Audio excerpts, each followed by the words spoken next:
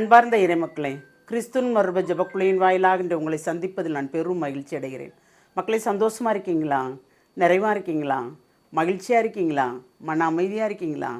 இந்த மாதம் என்ன மாதம்? உத்திரிப்பு நிலையில் உள்ள ஆன்மாக்களுக்கு நாம் ஜெபிக்கின்ற மாதம் இல்லையா? இன்றைக்கி அவர் என்ன செய்தி தருகிறார் பார்ப்போமா? சாலமோனின் ஞான நூலிலிருந்து வாசகம், அதிகாரம் 5, இறை வார்த்தை 1 4 முடிய. அப்போது நீதிமான்கள் தங்களை துன்புறுத்துவோர் முன்பும் தங்கள் உழைப்பை பொருட்படுத்தாதோர் முன்பும் துணிவோடு நிற்பார்கள். இறை பற்றில்லாதவர்கள் அவர்களை கண்டு பேரச்சத்தால் நடுங்குவார்கள். எதிர்பாராத வகையில் அவர்கள் அடைந்த மீட்பை பற்றி திடுக்கிடுவார்கள். அவர்கள் உளம் வருந்தி ஒருவரோடு ஒருவர் பேசிக்கொள்வார்கள். மிகுந்த மனத்துயருடன் பெருமூச்சு விட்டு பின்வருவாறு சொல்வார்கள்.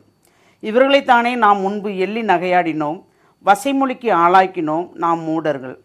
அவர்களது வாழ்க்கை மடமையானது என்று எண்ணினோம், அவர்களது முடிவு இழிவானது என்று கருதினோம். Praise the Lord. ஏனென்றால் இறைவனுக்குள்ளே வாழ்கிறவங்கள இறை பற்றில்லாதவர்கள் இப்படி எள்ளி நகையாடுவாங்களாம். நகையாடி இருப்பாங்க இல்லையா? நம்ம என்ன பேசினாலும் சொல்லுவாங்களோ, குற்றம் கண்டுபிடிப்பாங்கள, அது போல தான். ஆனால் அவர்கள் மரித்த பிறகு நல்லவர்களும் மறிக்கிறார்கள், இறைவனோடு சேர்ந்தவர்களும் மறிக்கிறார்கள், இறை பற்றுள்ளவர்களும் மறிக்கிறார்கள், இறை பற்றில்லாதவர்களும் மறிக்கிறார்கள். ஆனால் இறை பற்றுள்ளவர்கள் இறைவனோடு சேர்ந்து வருகிறார்கள். ஆனால் இவர்களோ தனித்து நிற்கப்படுகிறார்கள். அதனால்தான் இவர்கள் என்ன செய்கிறார்கள்? இவர்களை என்னென்னலாம் பேசினோம், என்னென்னலாம் கொடுமைப்படுத்தினோம், இவர்கள் பேசி நாம் கேட்கவே இல்லையே. ஆனால் இவர்கள் எப்படி நிற்கிறார்கள் துணிவோடு அப்படின்னு பெருமூச்சு விடுறாங்க. மறிச்சதுக்கு அப்புறம் இவங்க அங்கே போய் நியாயம் பேச முடியுமா? முடியாது. இவ்வுலகத்தில் என்னன்னாலும் பேசிக்கிடலாம், நம்ம என்ன செய்கிறோம் ஏது செய்கிறோங்கிறதெல்லாம் தெரியலாம். ஆனால் விண்ணுலகத்துக்கு போன பிறகு நமக்கு விண்ணுலகம்னு ஒன்று இருக்குது இல்லையா? அதை சில பேர் நம்ப மாட்டாங்க.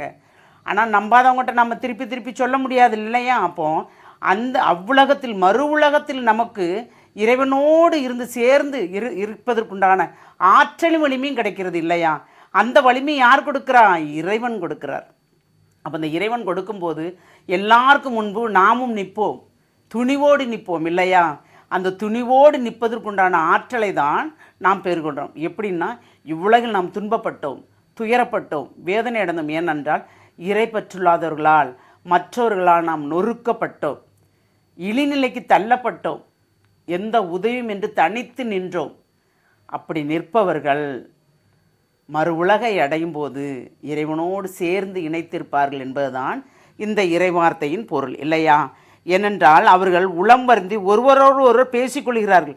மிகுந்த மனத்துயருடன் பெருமூச்சு விட்டு பின்வருமாறு சொல்வார்கள். இவர்களைத்தானே நாம் முன்பு எள்ளி நகையாடினோம், வசைமொழிக்கு ஆளாக்கினோம். நாம் மூடர்கள். இவர்களது வாழ்க்கை மடமையானது என்று எண்ணினோம்.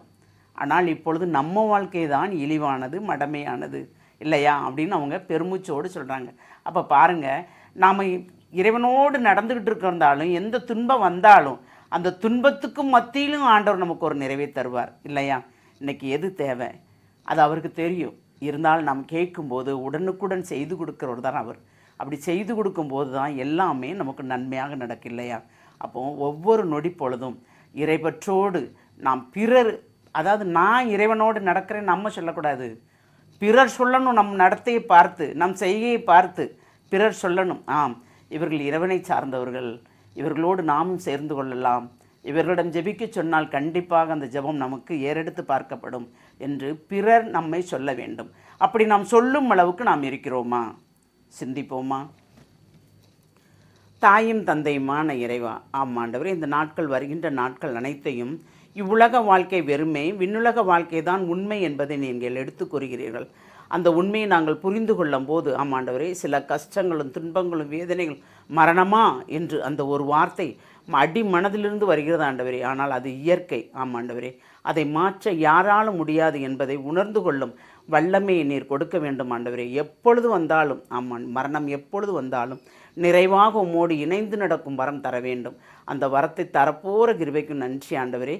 இவ்வுலகில் நாங்கள் வாழும் நாள் வரைக்கும் உம்மை விட்டு பிரியாத வரமும் தர வேண்டும் ஆண்டவரே. இந்த வரத்தை அனைவருக்கும் கொடுத்து நிறைவாக உம்மை தேடுவர்கள் கண்டுகொள்ளும்படி நீர் ஆசீர்வதிக்கிற கிருபைக்கு நன்றி கூறி உம்முடைய வல்லமையுள்ள கருத்துக்களை எங்களை முழுமையாக ஒப்புக் கொடுக்கிறோம். ஜெபம் கேட்கும் நல்ல பிதாவே. ஆமேன், ஆமேன், ஆமேன்.